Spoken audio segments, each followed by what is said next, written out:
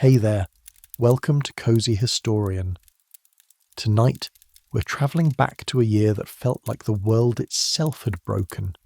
A year when summer never came, when frost bit through June mornings, when crops withered under grey skies, when the sun turned pale and no one knew why.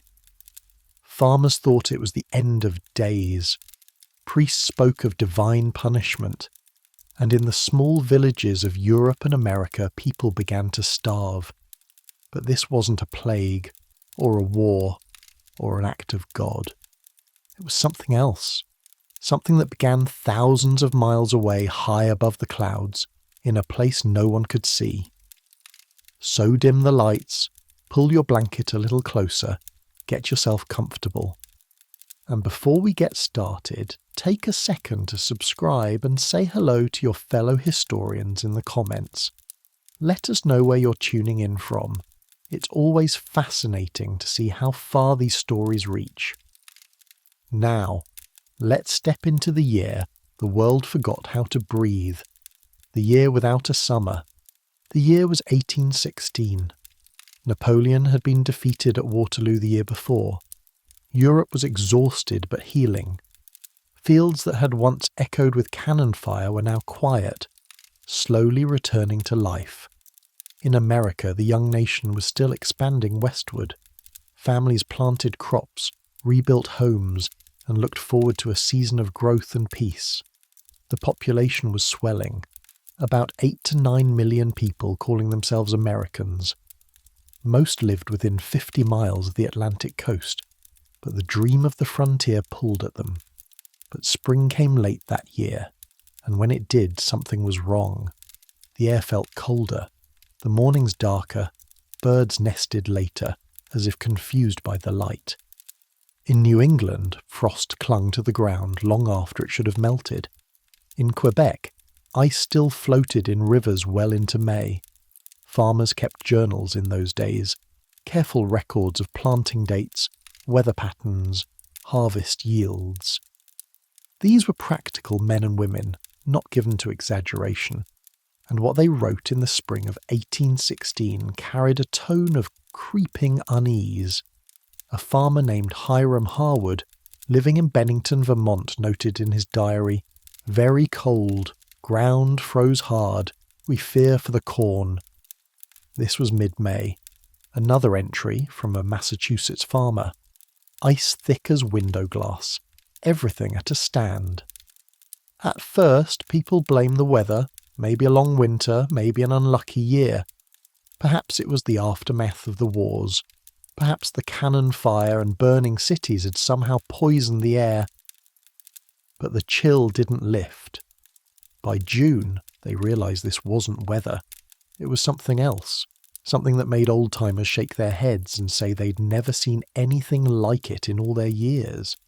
On June 6th, 1816, the people of Albany, New York woke to find snow falling from the sky. Snow. In June. It wasn't a light dusting. Several inches accumulated. Children who had been playing in their summer clothes the week before now watched white powder cover the ground, their breath visible in the frigid air. 2 days later, reports came from across New England. Frost killing crops in Maine, sleet hammering fields in Vermont, ice on water troughs in Massachusetts. In Williamstown, Massachusetts, the temperature dropped near freezing, around the low 30s Fahrenheit, in mid-June. The Connecticut River Valley, usually lush and productive at this time of year, looked like it belonged to November. Farmers rose before dawn, as they always did.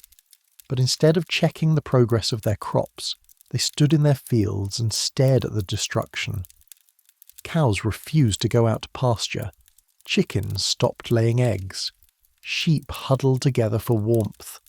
Farmers stood in disbelief as the soil, once warm and rich, froze solid again. One farmer in New Hampshire wrote to his brother, "The corn is all killed. Potatoes dead. The beans look like they've been dipped in boiling water. I've lost everything."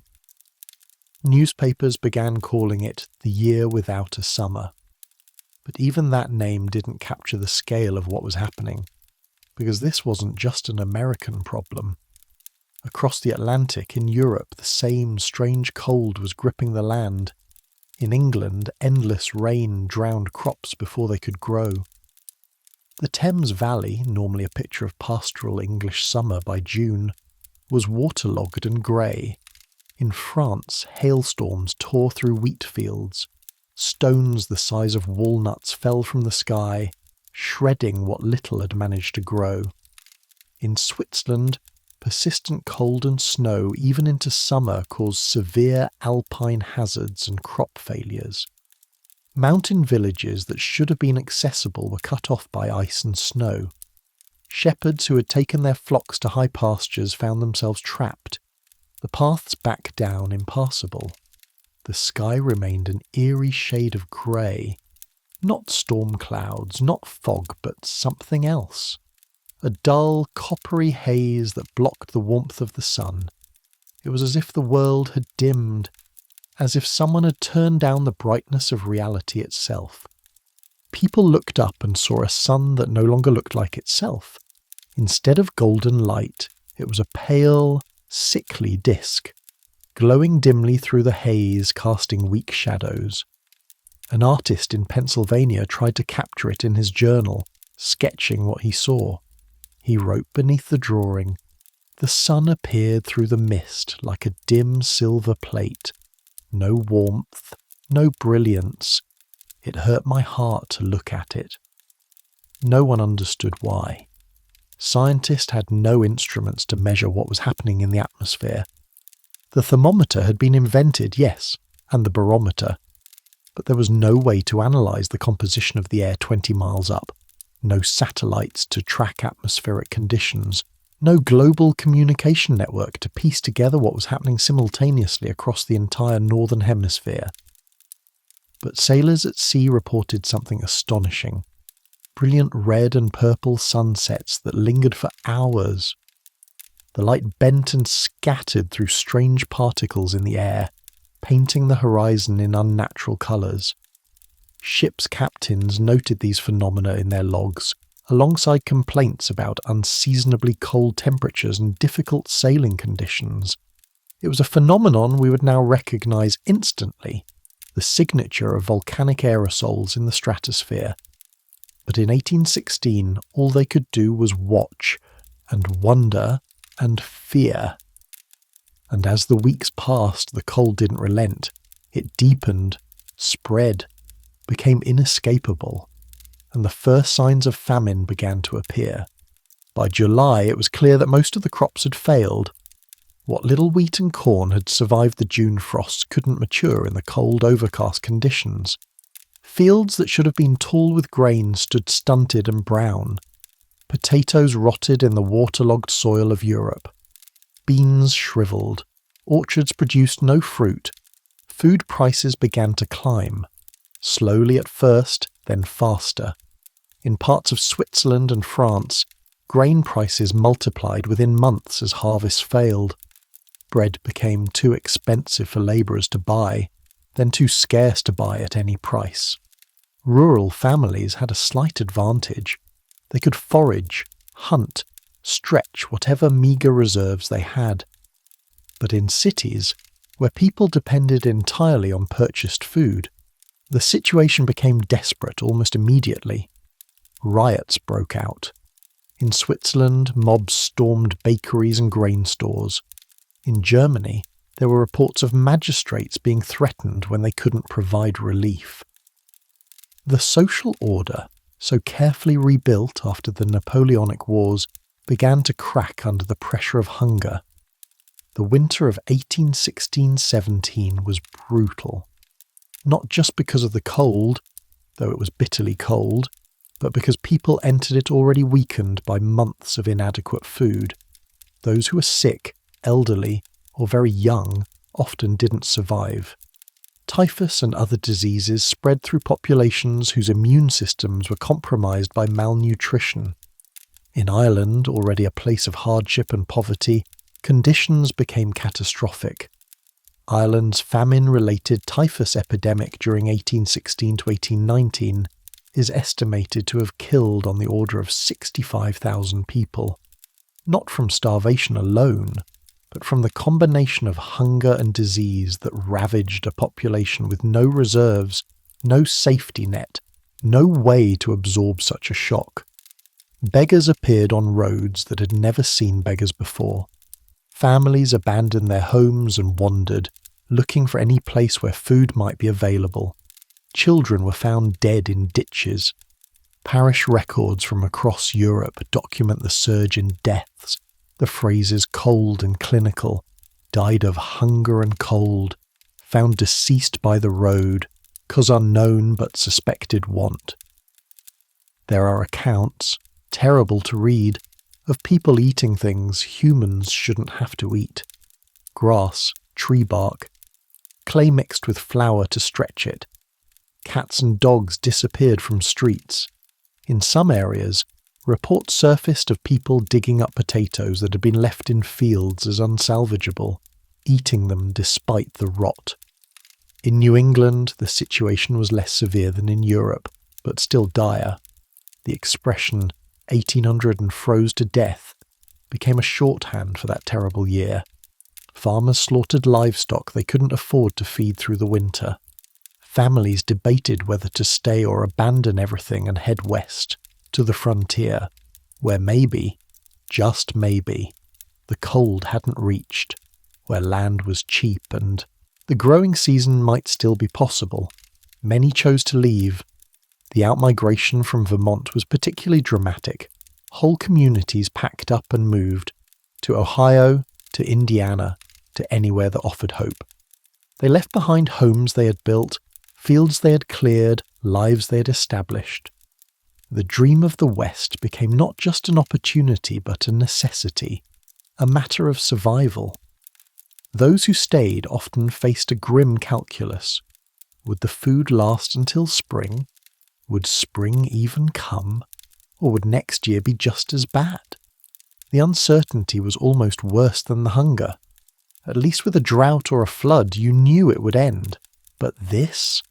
No one understood it. No one could explain why the sun had changed, why the cold persisted, why the seasons had betrayed them, so they couldn't know when, or if, it would stop. While farmers starved and families fled, something unexpected was happening in a Swiss villa overlooking Lake Geneva. The summer of 1816 should have been glorious there. Warm days, evening strolls along the lake, opportunities for recreation and sociability. Instead, it rained, and rained, and rained. Inside the Villa Diodati, a small group of writers and intellectuals found themselves trapped indoors by the relentless weather. Mary Godwin, not yet Mary Shelley, still only 18 years old, was there with her lover Percy Shelley. Lord Byron, already famous, occupied the villa. His physician, John Polidori, rounded out the group. They were young, brilliant and bored, and in their boredom they turned to each other and decided on a challenge. Each would write a ghost story. Mary later described that summer in her introduction to Frankenstein. It proved a wet, ungenial summer, and incessant rain often confined us for days to the house. Confined indoors with nothing to see outside but grey skies and cold rain, conversations turned dark. They discussed galvanism, the idea that electricity could animate dead tissue. They talked about the nature of life and death, about what it meant to be human, about what boundaries should not be crossed. And from those conversations, from that cold, dark, sunless summer, Mary Shelley conceived Frankenstein. Think about that for a moment. One of the most influential novels in history, a book that would define the genre of science fiction, that would explore the ethics of creation and the consequences of playing God, was born directly from the year without a summer. If the sun had shone, if the weather had been pleasant, if they had spent their days outside, would Frankenstein exist? But Mary wasn't the only one whose creativity was sparked by the darkness. Lord Byron, also trapped in the villa, wrote a poem during those same weeks. It was called Darkness, and it's one of the most haunting pieces of poetry ever written. Let me read you just a few lines. I had a dream, which was not all a dream.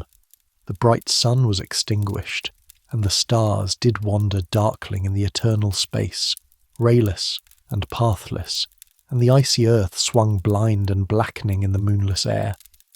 Morn came and went, and came, and brought no day. He's describing exactly what was happening. The sun extinguished, days that brought no day, an earth swinging blind in darkness. Byron didn't know about the volcano. He thought he was writing Gothic horror, imagining an apocalypse, but he was actually documenting reality, the world he saw outside his window. Even John Polidori contributed to the challenge. He wrote The Vampire, which became one of the first vampire stories in English literature. These weren't just stories written during a cold summer. They were stories shaped by it, infused with the darkness and dread that permeated that year. Climate can shape culture in ways we don't always recognise. The Year Without a Summer produced some of the most enduring works of Gothic literature precisely because the world felt Gothic. The atmosphere, literal and metaphorical, and seeped into the art. When artists painted sunsets in those years, they captured those strange, lurid colours. The English painter J.M.W. Turner, whose landscapes are famous for their treatment of light and atmosphere, painted skies during this period that looked almost apocalyptic, reds and oranges and purples that seemed unnatural. Historians and art scholars now believe he was painting what he actually saw, the light scattered by volcanic aerosols. So the volcano that killed crops and starved populations also, in a strange way, enriched human culture. It gave us stories we still tell, images we still admire, insights into the human condition that came from watching the world fail. There's something profound in that, how humans respond to crisis not just with survival, but with creation. How we turn disaster into art, suffering into story. Throughout 1816, no one in Europe or America had any idea what was causing the cold. They created theories, of course. Humans always do when faced with the inexplicable. Some blame the sun itself. Maybe there was something wrong with it, some change in its nature. A few astronomers speculated about sunspots, though sunspot theory was still primitive and controversial. Others blamed the wars. Europe had been ravaged by conflict for over 2 decades. Maybe, some reasoned, the smoke from burning cities, the disruption of natural patterns, the sheer violence inflicted on the land had poisoned the atmosphere. It was wrong, but not illogical given what they knew. Religious authorities suggested divine displeasure. After all, humanity had just torn itself apart in the Napoleonic Wars. Perhaps this cold, this hunger, was punishment. A message: repent or face worse. Benjamin Franklin, decades earlier, had actually come close to the truth. In 1784, after a particularly cold winter following the Laki eruption in Iceland, Franklin speculated that volcanic fog might be blocking sunlight. But he was an ocean away, and by 1816 he'd been dead for 26 years. His insight, published in an obscure paper, wasn't widely known or connected to the ongoing crisis. In 1816, people simply didn't have the scientific framework to understand what was happening. The concept of a global climate system didn't really exist. Weather was local, seasonal, explicable by local conditions. The idea that an event in Indonesia could affect the entire northern hemisphere would have seemed absurd. Even if someone had somehow learned that a volcano had erupted on a distant island, they wouldn't have connected it to the weather. Volcanoes were known to be dangerous to people nearby. Lava, ash, poison gas. But change the weather halfway around the world?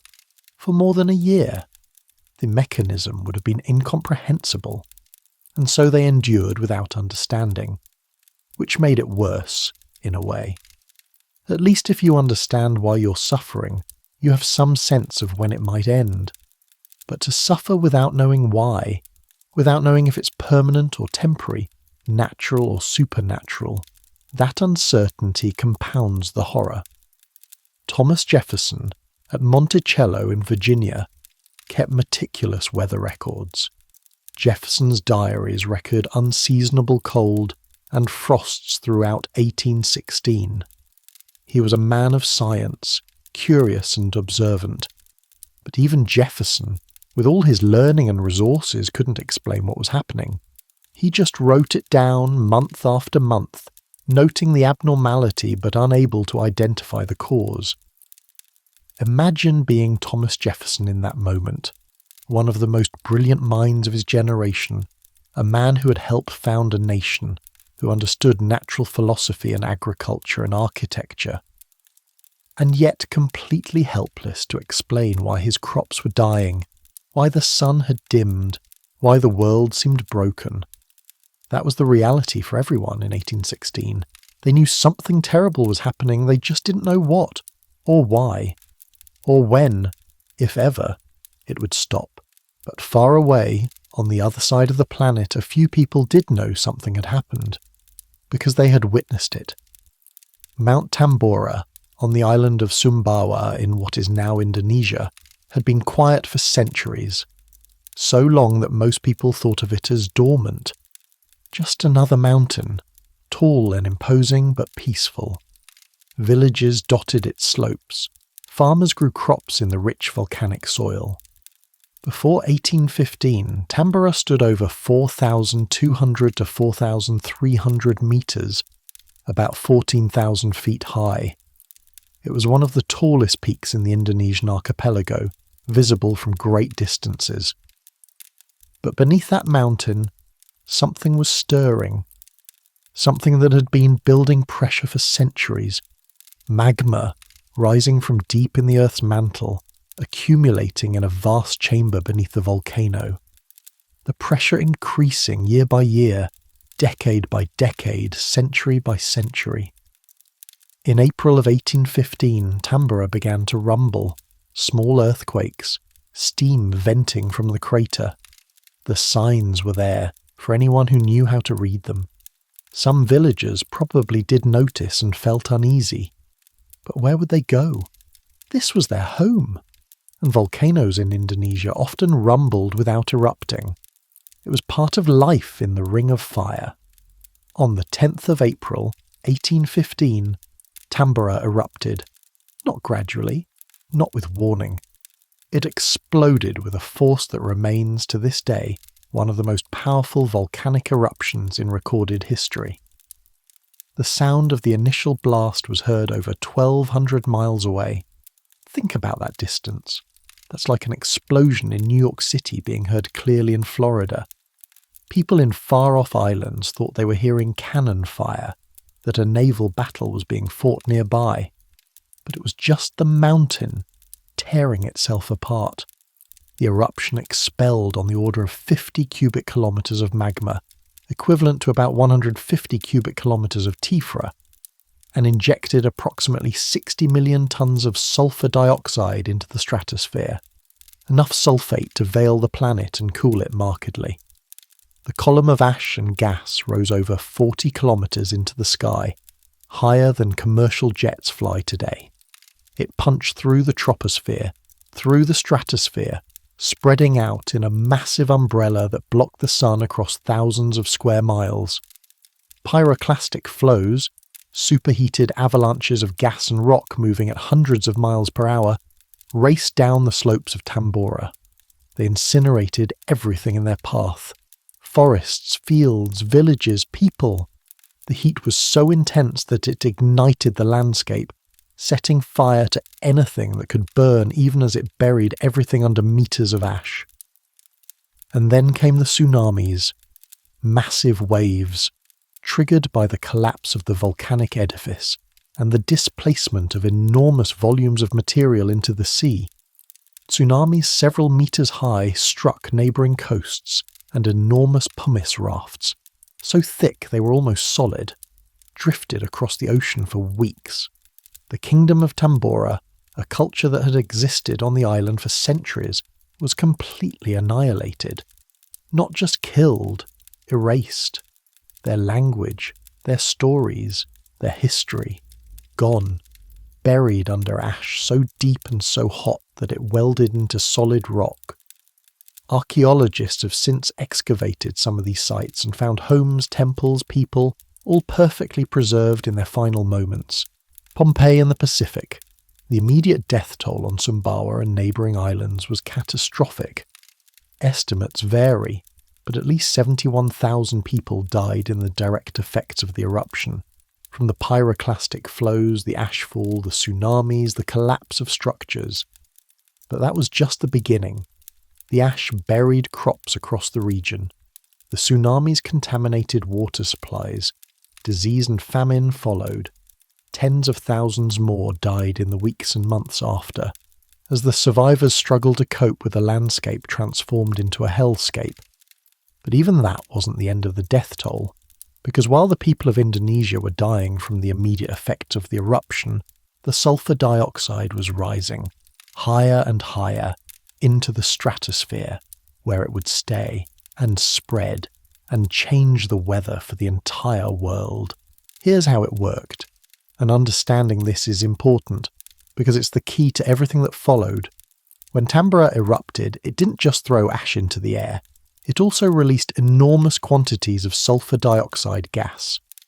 In the lower atmosphere, sulfur dioxide is a pollutant. It causes acid rain, damages lungs, smells terrible. But it doesn't last long. It gets washed out by rain within days or weeks. But Tambora's eruption was powerful enough to inject that sulfur dioxide high into the stratosphere, above the weather, above the clouds, into a region where there is no rain to wash it out. Up there, something interesting happens. The sulfur dioxide reacts with water vapour and oxygen to form tiny droplets of sulfuric acid. These droplets, aerosols, are incredibly small, about 1 micron in diameter, small enough to stay suspended in the stratosphere for years, light enough to be carried by stratospheric winds around the entire planet. And here's the critical part. These aerosols are highly reflective. They scatter sunlight back into space before it can reach the Earth's surface. Not all of it. The sun didn't disappear, but enough. A few % reduction in incoming solar radiation is all it takes to cool the planet. Those aerosols spread from the tropics, where Tambora is located, toward the poles.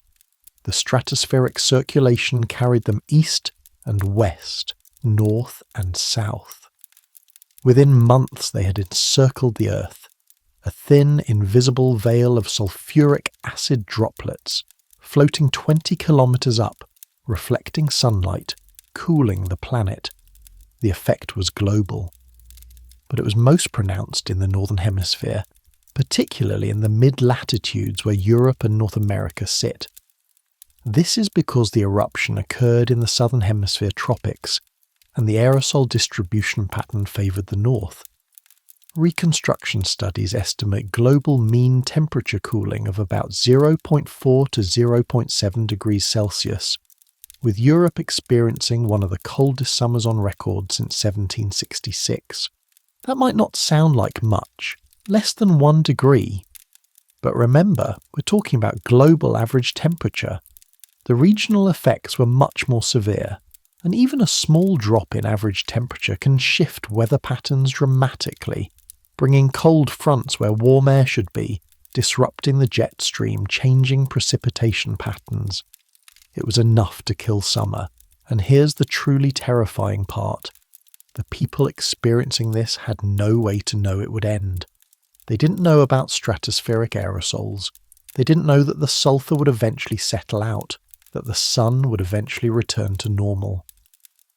For all they knew, this was permanent. The new reality. The end of the world as they had known it. The cooling from Tambora lasted for about 3 years, with 1816 being the worst. By 1818, most of the aerosols had settled out and temperatures began to return to normal. But those 3 years reshaped the world in ways that would echo for decades. The effects of Tambora extended far beyond the immediate famine. It changed societies in ways that weren't obvious at the time but became clear in retrospect. In New England, the mass migration westward following 1816 helped populate the Midwest. Ohio, Indiana, Illinois. These states grew rapidly in the years after the cold summer, settled by farmers fleeing the failed harvests of the East. The demographic shift accelerated the expansion of the United States and contributed to the political tensions that would eventually lead to the Civil War. In Europe, the famine contributed to social unrest that simmered for decades. People had just endured the Napoleonic Wars. They were exhausted, impoverished, traumatized. And then came the hunger. It bred resentment against the aristocracy, against governments that seemed powerless to help. That resentment would explode in the revolutions of 1848, 30 years later. The cold summer didn't cause those revolutions, but it was part of the chain of events that led to them. In Ireland, the response to the 1816 famine included a push for more diverse crops. But ironically, one of the crops that was promoted was the potato. Hardy, productive, able to grow in poor conditions. The increased reliance on potatoes in Ireland would set the stage for an even worse catastrophe.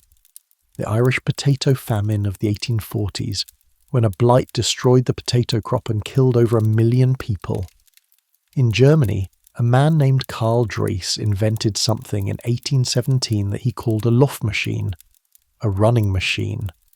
It was a two-wheeled contraption that you sat on and propelled by pushing your feet against the ground. Historians now recognise it as the proto-bicycle, the ancestor of all modern bicycles. Why did Dries invent it in 1817? Because the cold summer had killed the oat harvest. Horses were dying or being slaughtered because there wasn't enough feed. Transportation was in crisis. Dries was trying to solve a problem. How do you move people and goods when there are no horses? His invention didn't take off immediately. It would be decades before bicycles became practical and popular. But the concept was born from the hunger and desperation following Tambora's eruption. And then there's the cultural impact. Frankenstein, as we discussed, was a direct product of that summer. But the themes in the book, a creator who loses control of his creation, a being brought to life in an unnatural way, the consequences of playing God, these resonated in a world that had just experienced nature itself turning hostile. The book wasn't just entertainment, it touched something deep in the psyche of a generation that had watched their world break. In the visual arts, the strange atmospheric effects influenced painters for years. Those sunsets, those colours, that quality of light filtered through volcanic haze. Artists noticed and captured it. The romantic movement in art, with its emphasis on the sublime power of nature, on landscapes that inspire awe and terror, can be partially traced to the experience of living through a time when nature demonstrated just how powerful and terrifying it could be. Even in science, Tambora had an impact. It forced people to start thinking about climate on a global scale. The connection between the eruption and the cold summer wasn't made immediately. It took decades before scientists put the pieces together, but when they did, it opened up a new field of inquiry. How do events in one part of the world affect the entire planet? What are the mechanisms? How can we predict or prepare for them? All of this from one mountain exploding on an island most of the world had never heard of. If Tambora happened today, what would happen? It's a question climate scientists and disaster planners sometimes ask themselves, because it could happen. Tambora wasn't a freak event. Volcanoes of that magnitude erupt somewhere on Earth roughly once every few centuries. We're overdue, statistically, for another one. In some ways, we'd be better prepared. We have global food distribution networks. We have emergency response systems. We can communicate instantly around the world. We have weather satellites and climate models that would tell us immediately what was happening and what to expect. But in other ways, we might be more vulnerable. There are nearly 8 billion people on Earth now. compared to about 1 billion in 1816. We're far more dependent on industrial agriculture, on just-in-time supply chains, on complex interconnected systems. A major disruption to global food production could cause catastrophic failures in systems we take for granted. Imagine if Tambora erupted today and crop failures led to global food shortages. Imagine the geopolitical consequences. Countries would hoard food, trade would collapse, prices would skyrocket. There would likely be wars over resources. Mass migrations would dwarf anything the world has seen. Governments could fall. And that's assuming the eruption only affected the climate. A Tambora-scale eruption near a population centre could kill millions in the initial blast and ashfall alone. If it happened near a major city or in a densely populated region, the immediate death toll could be staggering. We like to think we are safe from such things, that modern technology and knowledge protect us, and to an extent they do. But Tambora is a reminder that we live on a geologically active planet, that the forces that shape the Earth's surface operate on timescales far longer than human civilization, that a mountain can wake up after centuries of silence and reshape the world. The question isn't whether it will happen again, it's when, and what we'll do about it. Today, when volcanoes erupt, Mount Pinatubo in 1991, or Hunga Tonga in 2022, satellites track their plumes and climate scientists calculate their cooling effects. We understand the mechanism. We know that sulfur dioxide in the stratosphere reflects sunlight.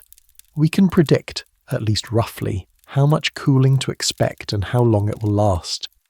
Mount Pinatubo, in the Philippines, erupted in June of 1991.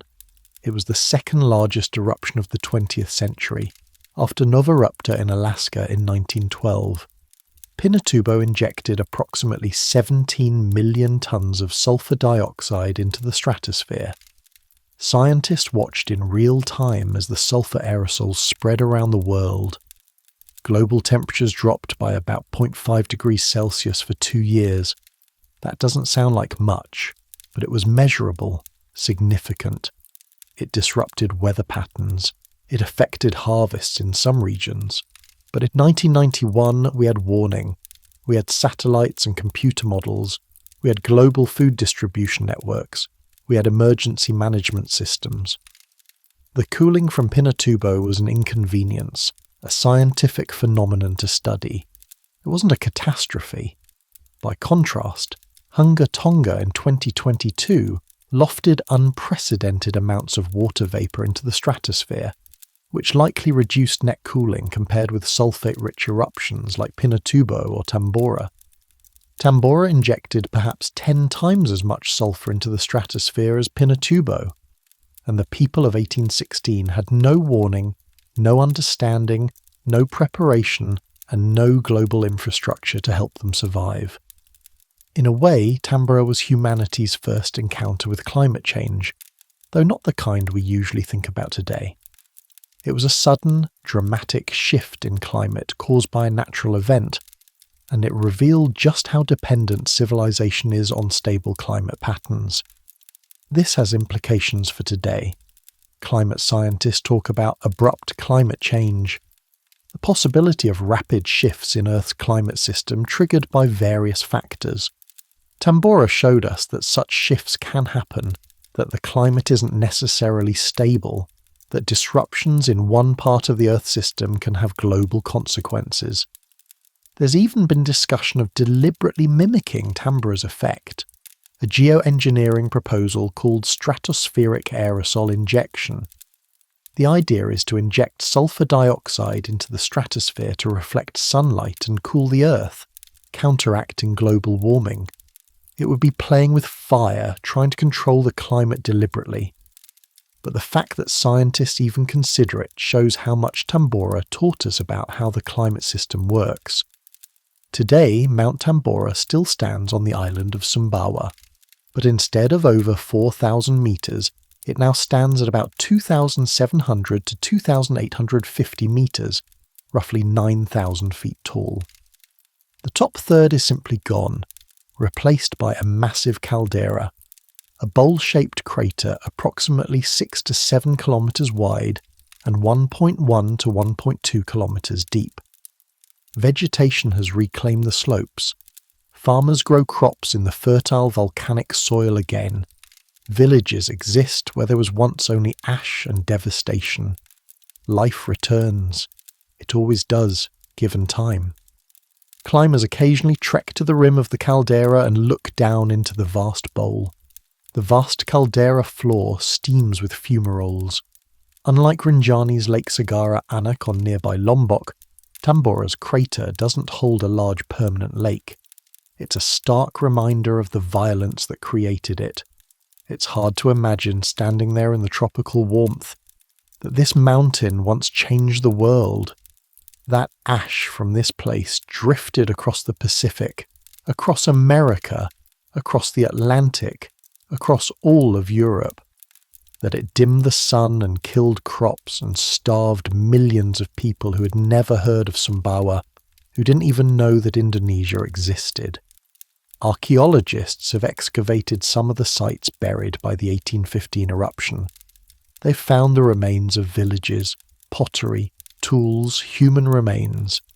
They found evidence of a culture that was completely erased, the Tambora kingdom, and their language that died with them. In one excavation, they found a couple, buried together in their home, frozen in their final moment. The ash had entombed them so quickly that their positions were preserved.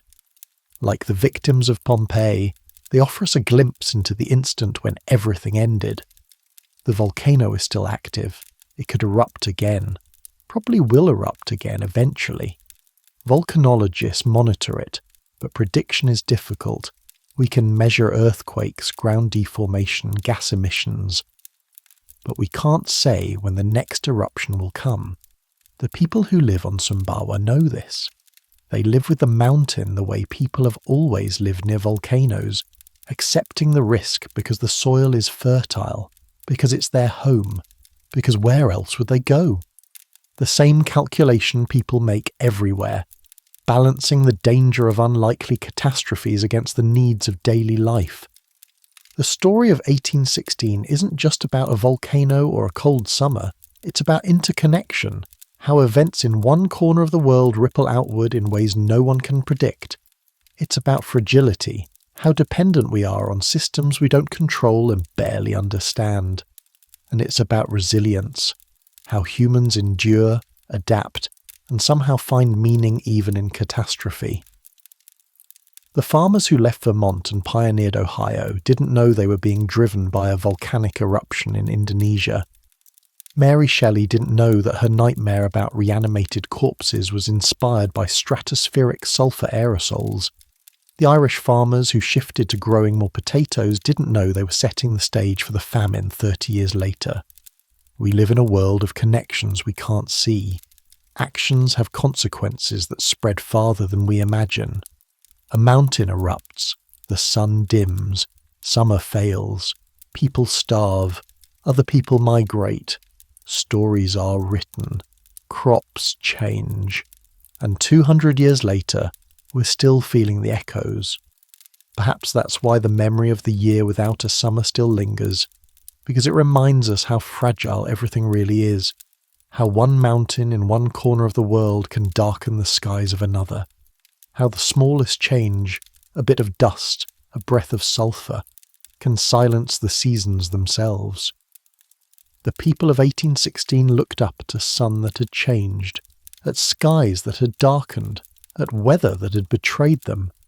They didn't understand what was happening. They just knew their world had gone wrong. We have the advantage of understanding. We know about volcanoes and atmospheric chemistry and climate systems. We can explain what happened. But does that make us any less vulnerable? If Tambora erupted today with the same force, would we handle it better? We have more technology, more knowledge, more resources. But we also have more people, more interdependence, more complex systems that could fail.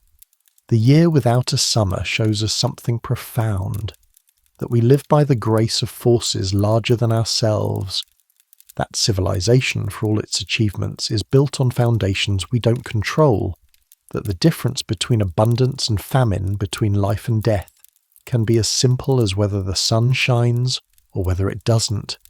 And yet somehow life continues. The sun eventually broke through. The crops eventually grew. People rebuilt. Stories were told. Children were born. Communities formed. Farmers planted again, knowing that frost might come, but planting anyway, because what else can you do? You plant. You hope. You endure. 200 years later, the descendants of those who survived are living their lives completely unaware that they owe their existence to ancestors who endured an impossible summer, who ate grass and bark, who lost everything and kept going, who looked up at a dying sun and still chose to believe that tomorrow might be better. That's the real story of 1816. Not just the catastrophe, but the survival. Not just the darkness, but the fact that light returned. Not just the fragility of existence, but its stubborn persistence. Because in the end, life survives by the thinnest thread of sunlight. But survive it does. Adapt it does. Continue it does. Through cold and darkness and hunger and loss. Through years without summer.